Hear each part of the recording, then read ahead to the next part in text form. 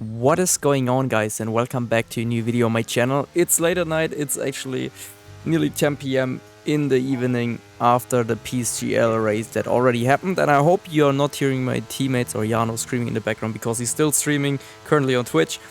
So yeah, anyways, we're here for PSGL Season 34 highlights in Silverstone, Kieferstone, and yeah.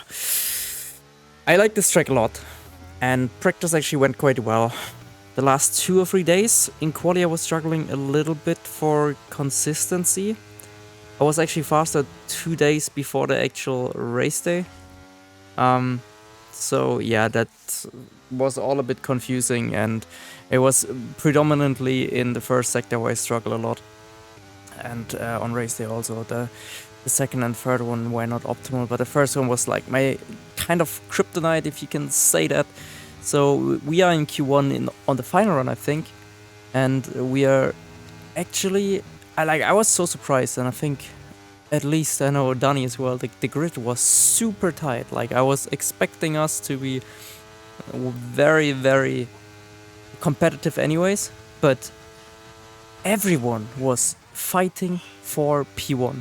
I think aside from, well, or P2, because Lucas was ridiculously fast in his first run already. He did a 5.81, and let's see if we can match it. We had a purple middle sector, but yeah, it's still nearly over 10th down on Lucas, 1.5. So Lucas did a great job. Rest of the field was super tight. You can see that. Jano also nearly out in P15. You can see my reaction to that. Now we are going into Q2. On my first run, I'm actually showing you the first one because there was a really good lap. On the second one, we are going again, just a little spoiler. It's like this one was pretty good already. I was really happy with that. Just in the middle sector, I messed it up a little bit. But the first one was super good for the way I struggle usually. It was already a 9.76, and I went purple for a second. Then the Ferrari came across, and well, it wasn't purple anymore, but it was still for like everything that I ran. You could see there was a little moment. Luffield, I was just hesitant on the throttle, couldn't really feel the grip yet, so I didn't plant it right away. And now heading into the S section. Let's see if we nail it this time. Looks good for the right, the left as well, and on the final right. A bit early apex, but it's actually fine, and we carry a lot of speed. Again, purple for a split second, but I think there was just a mistake by the game. This is not on old tires, it's actually already on fresh ones, but the middle wasn't perfect. We will also see that on the final run. And into the final chicane we go. It looks pretty neat. Was also alright. And going across line for a 0.5. So yeah, we were purple with that. And now we're going for our final run. First sector, you can see we are losing a bit, but that's usually a delta glitch. But then here, I was sliding a bit too much into turn 3, turn 4 as well, couldn't get the car hooked up, and we are down by half a tenth. Probably a little bit less, but then again, we are losing time on the exit. I don't know how, because in the end, we are just full throttle there.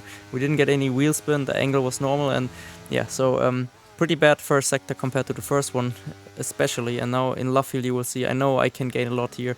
It still wasn't optimal, but it was much better than before, and we gained that half a tenth that I was missing on the first lap. It's now heading into hops, flat out in 8th gear. And that is looking good so far. Now we have to nail the S section again. And this time I delayed the turn for the left-hander, so it wasn't as good as before. We are more or less on the same time, so we need to make up lap time in the final sector if we want to see a big improvement. It's super competitive, it's super tight, and a lot of people are still gonna improve. So we need to nail that final corner. And we're going a bit wide. We missed the apex slightly. And with that, we are only improving by 0.002 of a second. I was already thinking this is gonna get really tight. Now you can see my reaction when we actually figured out we are through in P10, just marginally. So yeah, that was fortunate, really fortunate. We didn't practice Q2, so maybe it would have helped to do that. In Q1 was a bit more confident, but yeah, still made it through, even though it was a bit lucky. Going for the final run in Q3 in this PSGL Silverstone race.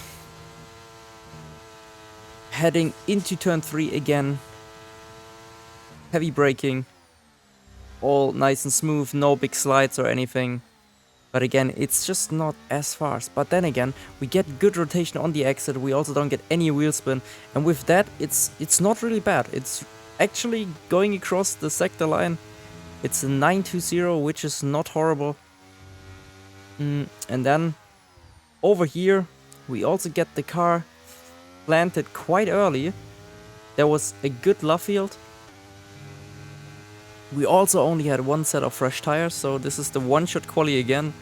One-shot quali merchant. And, well, heading into the S section. For the right, we hit the apex. For the left, again the same thing, too late. And we turn in with that too early for this one, so we lost a little bit of time here, but we're still going purple across the sector split. And this is looking like it's gonna be a really good lap. Bari is crossing line for 0.2. I missed the apex slightly, and so you can still carry a lot of speed with it. Now into the final chicane. We hit the apex nicely. We also rotated well here. So it was mainly in stow and the exit onto the final straight. So it's a 3-1-1, and I'm not happy with that because we could have done much better. But on the day, that was very close to the PB that I had on this day. So it's not too bad. I'm just disappointed in general because it could have been better, of course. And I will leave you also with my comments about the lap for now. Middle was okay, aside from, I think, the second, the left in the S section. Not the exit, like the swung it too far to the right. Still carried good speed. And then last sector, I just didn't do well. Could have been better. But pole is really good from Lucas, 209. Solid lap. Jano also P2 with 248. Solid result.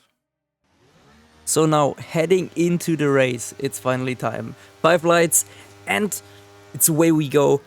We get a decent start.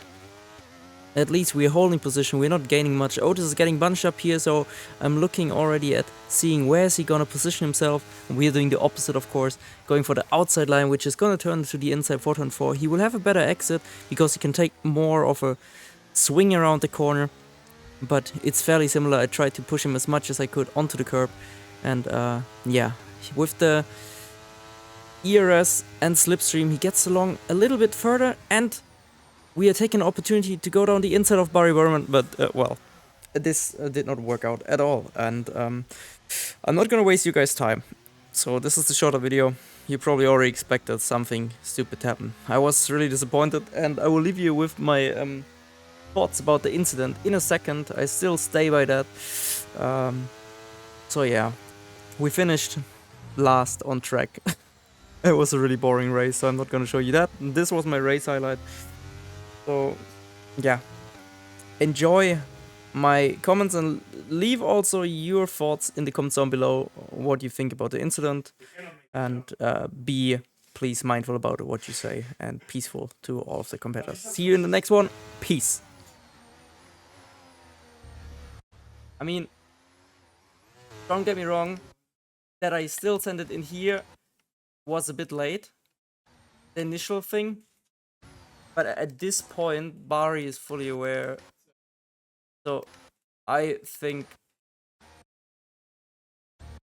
yeah, he could leave a bit more room, honestly. It's just my opinion. I don't know. Like, this was... But Bari broke late. And he didn't cut back in, so the door was open. I could always leave a bit more room, right? Like, in terms of this year, I was fighting with Otis. Either I back out and I'm side by side with Otis, or I choose side by side with Bari. And at this point, I think, I don't know. I would say I'm side by side. Right? I don't know. It doesn't matter. It's